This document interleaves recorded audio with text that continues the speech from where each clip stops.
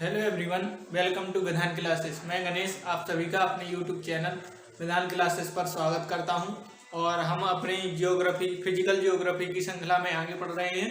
तो इसके जस्ट पहले के लेक्चर में मैंने आपको शीतोष्ण चक्रवात के बारे में पढ़ाया हुआ था कि शीतोष्ण चक्रवात क्या होता है, इसका निर्माण कैसे होता है, इसकी किन किन अवस्थाओं के द्वारा इनका निर्माण होता है। आज जो हमें टॉपिक पढ़ना है वह है उष्णकटिबंधीय चक्रवात। इसी का जो सेकंड पार्ट है, मतलब मैंने आपको बताया था कि चक्रवात दो प्रकार के होते हैं, शीतोष्णकटिबंधीय चक्रवात और उष्णकटिबंधीय चक्रवात। तो शीतोष्णकटिबंधीय चक्रवात को हम पढ़ चुके हैं, आज हमें पढ़ना है उष्णकटिबंधीय चक्रवात। ठीक है, तो चलिए स्टार्ट करते हैं।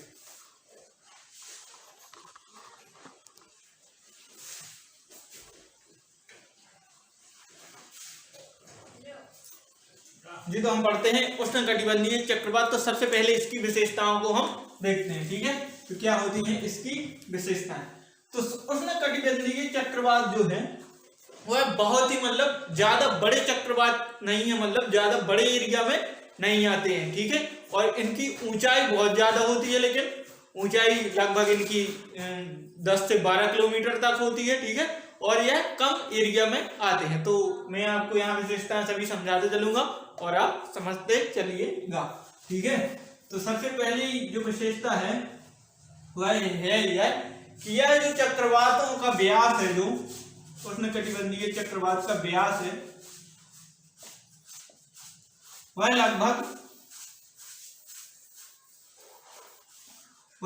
100 से 500 किलोमीटर तक होता था। अब इसमें और उसमें आप यहीं पर अंतर भी देखते चलिएगा, मतलब कि मिलाते चलिएगा।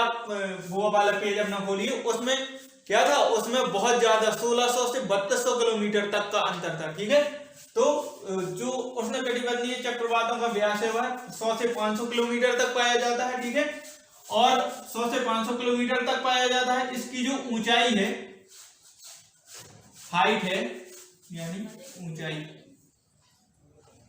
तो ऊंचाई है वह 10 से 12 किलोमीटर तक पाई जाती है।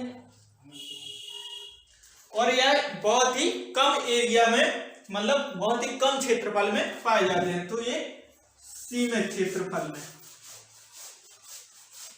सीमित क्षेत्रफल, उसमें क्या था, उसमें वो 5 लाख वर्ग किलोमीटर स्क्वायर में पाए जाते थे। तो यह क्या होते हैं, एक सीमित क्षेत्र में पाए जाते हैं। ठीक है, अब इसके बाद जो नेक्स्ट सेकंड हेडिंग लिखना है वह है कि इन चक्रवातों को ओ प्रकार के चक्रवात भी कहते हैं। क्या कहते हैं, ओ प्रकार के चक्रवात, क्योंकि इनकी आकृति कैसी होती है, ओ आकार की होती है। ठीक है, तो इनको कौन से चक्रवात कहते हैं, ओ प्रकार के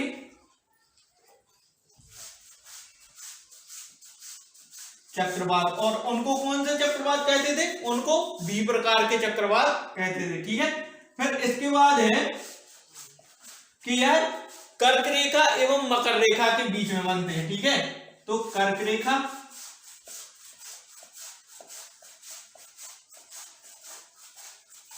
एवं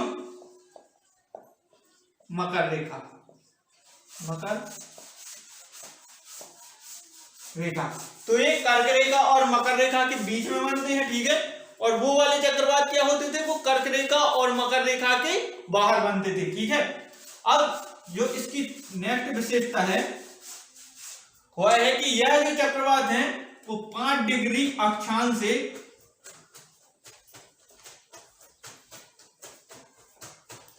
35 डिग्री अक्षांश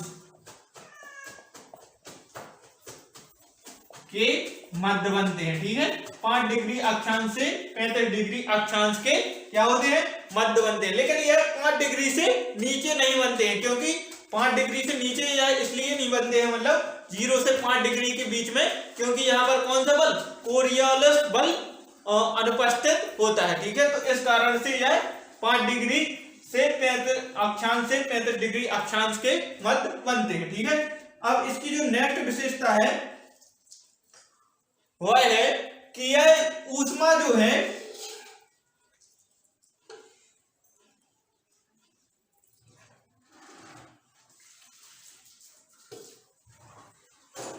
ऊष्मा जो है यह संघनन की गुप्त ऊष्मा, संघनन की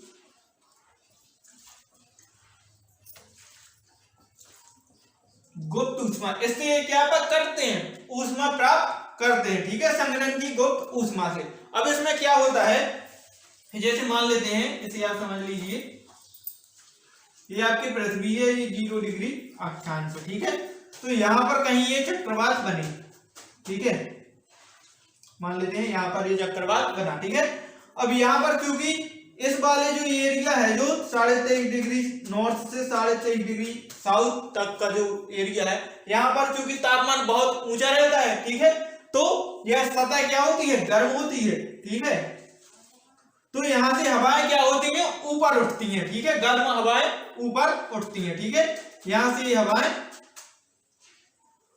ऊपर उठती हैं। अब आप मुझे बताइए कि जब कोई जैसे चीज कोई ऊष्मा के द्वारा ऊपर उठती है तो वो क्या करती है, अब ऊष्मा को वापस भी करेगी, ठीक है, तो ये जब ये हवाएं गर्म होकर ऊपर उठती हैं, फिर उसके बाद ये संघनन करके उनको मतलब द्रव को पुनः वापस करती है, मतलब संघनन के बाद इनकी बूंदों के रूप में ऊष्मा को क्या करती हैं, वापस करती हैं। फिर इसके बाद क्या होता है कि फिर वो ऊष्मा और बड़ी हो जाती है, तो फिर वो हवाएं ऊपर उठती हैं और फिर वो वापस करती हैं, तो यही प्रक्रिया चलती रहती है और हवाएं बहुत ऊंचे तक चली जाती हैं और इस प्रकार से यह संघनन की गुप्त ऊष्मा को क्या करती है, प्राप्त करती है, मतलब संघनन की गुप्त ऊष्मा को प्राप्त करती है। तो जी, तो अब इसके बाद हम नेक्स्ट विशेषता को देखते हैं कि नेक्स्ट विशेषता क्या होती है, ठीक है, तो नेक्स्ट विशेषता कि इसमें क्या है, दाबांतर बहुत अधिक पाया जाता है, दाबांतर इसका 80 से कितना 120 मिलीबार, 80 से 120 मिलीबार तक इसमें दाबांतर पाया जाता है, मतलब बहुत ही अधिक दाबांतर इसमें होता है। और उसमें क्या होता था, उसमें दाबांतर बहुत कम होता था 20 से 30 मिलीबार तक ही होता था, ठीक है। अब इसमें जो हवाएं हैं वो हवाओं की गति भी क्या होती है, बहुत तेज होती है, मतलब 60 से 120 किलोमीटर प्रति घंटा, यह एवरेज स्पीड होती है, मतलब कि 60 से 120 किलोमीटर प्रति घंटा। और कभी कभी इनकी जो हवाएं हैं वो 400 किलोमीटर प्रति घंटा तक पहुंच जाती है, मतलब कभी कभी इसमें हवाएं 400 किलोमीटर प्रति घंटा तक भी पहुंच जाती है, ठीक है।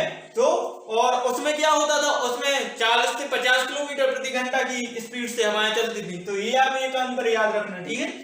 फिर इसके बाद इसमें क्या होता है नेक्स्ट कि यह जो चक्रवात है वह केवल उन्हीं महासागरों में बनते हैं, ठीक है, जिनमें केवल क्या होता है, जिनका तापमान 27 डिग्री से अधिक हो। तो महासागरों का तापमान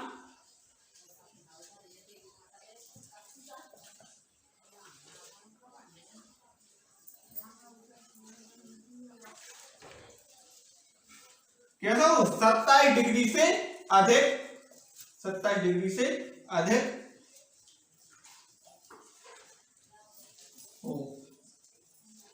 अब और आप ये भी याद रखना कि ये जो चक्रवात है ये केवल महासागरों पर ही बनते हैं, और उसमें क्या होता था, उसमें महासागर और महाद्वीप दोनों पर बनते थे, लेकिन ये जैसे ही महाद्वीप पर जाते हैं तो समाप्त हो जाते हैं, ठीक है।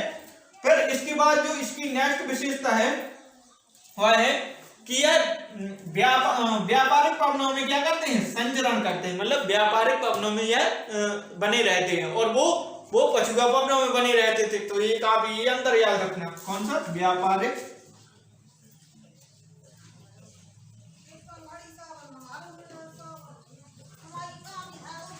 पवनों में संचरण। तो ये क्या करते हैं कि व्यापारिक पवनों में संचरण करते हैं। फिर इसके बाद जो इसके बाद हम आगे चलते हैं, तो आगे देखते हैं।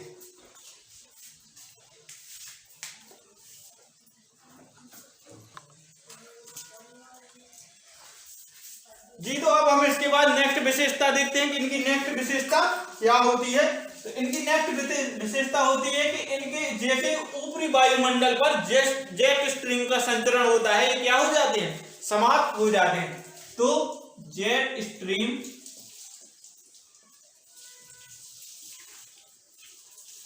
के संचरण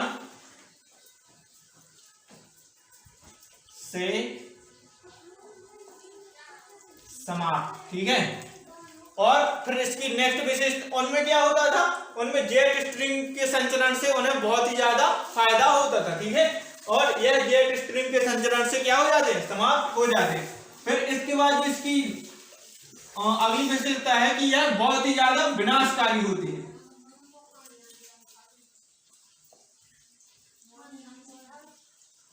बहुत ही ज्यादा ये जनधन की जान और माल की क्या करते हैं, हानि करते हैं और बहुत ही ज्यादा विनाशकारी होते हैं। फिर इसकी जो नेक्स्ट विशेषता है वह है कि यह किसी भी मतलब महासागरों से जब आते आते महाद्वीप पर आ जाते हैं, तो महाद्वीप पर जैसे ही आते हैं तो क्या हो जाते हैं, समाप्त हो जाते हैं।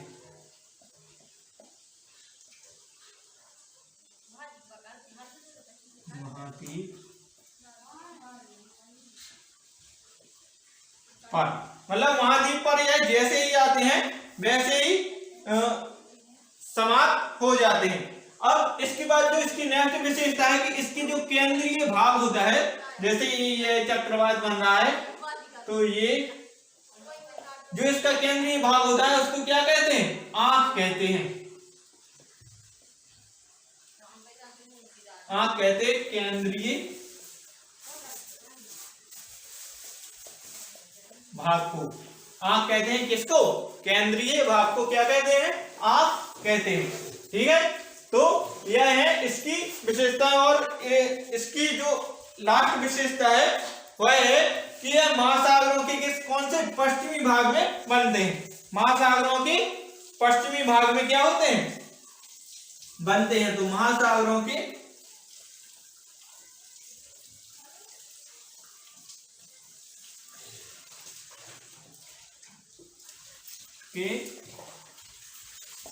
पश्चिमी भाग, महासागरों के पश्चिमी भाग पर ये बनते हैं, ठीक है। तो यह है इसकी यह विशेषता, और इसी से आप अंतर दोनों में याद कर पाएंगे कि कौन कौन से अंतर होते हैं उष्णकटिबंधीय चक्रवात और शीतोष्ण चक्रवात में। अब इसका एक अपवाद भी है, क्या है, अपवाद भी है।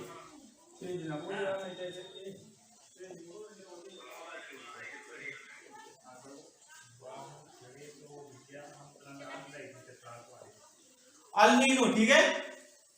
इसका जो एक अपवाद है वह है यह अल नीनो, ठीक है। अल नीनो यह क्या होता है, प्रशांत महासागर की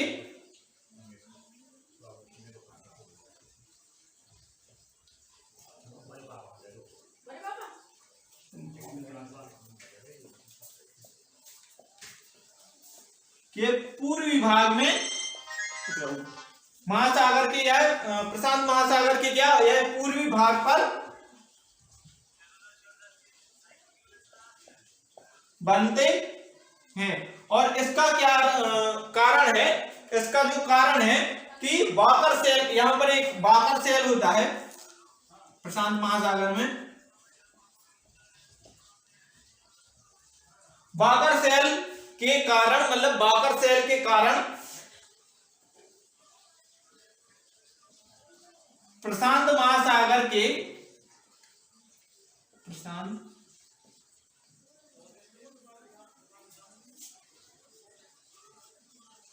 महासागर के पश्चिमी भाग में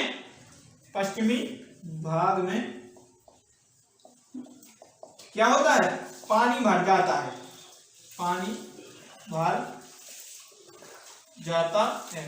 तो जो कि इसके पश्चिमी भाग में पानी भर जाता है, तो इस कारण से जो अल नीनो है वह प्रशांत महासागर के कौन से भाग पर बनते हैं, पूर्वी भाग पर। अब इनकी जो उष्णकटिबंधीय चक्रवात है, इनकी हम अवस्थाओं को देखते हैं कि यह किन किन स्टेज से होकर के बनते हैं। तो इनकी 4 अवस्थाएं हैं, जैसे हमने शीतोष्ण चक्रवात में उसकी अवस्थाएं पढ़ी थी, वो 5 अवस्थाएं थी, ऐसे ही अब हम इसकी पढ़ते हैं, इसकी 4 अवस्थाएं हैं, जिसके द्वारा हम समझेंगे कि इनका निर्माण कैसे होता है। तो चलिए पढ़ते हैं।